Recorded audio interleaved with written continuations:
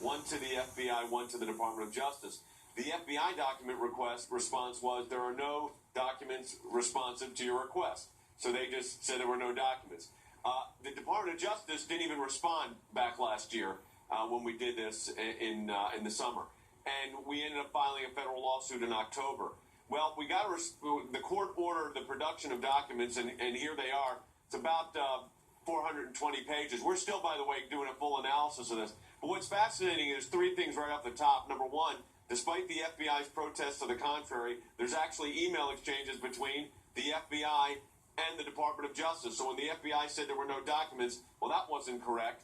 Number two, that the FBI's senior counsel and chief of staff to James Comey was in the loop on this whole discussion of how they were going to handle this unusual event of the former president of the United States meeting with the then-current Attorney General Loretta Lynch, while his wife, the former Secretary of State, who was also the Democratic nominee for president, was about to be questioned that very weekend by the FBI in relation to the email scandal. So all of this information comes in, and besides learning that the Attorney General had an alias, we do know that this reached the FBI, the Department of Justice. At the Department of Justice went as high as the Attorney General. At the FBI, at least to the Chief of Staff, to James Comey. And we now have an email that goes from the Department of Justice to the White House, to the press secretary there.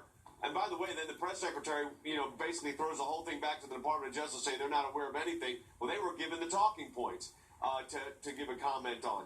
Now, the talking points have been redacted, so we're going to go back to court for those, Shannon. But we've showed, this is just, by the way, phase one of what we're going to get. And also, it just tells you the initial interactions here. We've also learned, and again, we're analyzing a lot of information here, trying to check out who the people are on these emails. One of the individuals on the emails, Shannon, it was a senior counselor to Attorney General Lynch. Her last name is Herwig.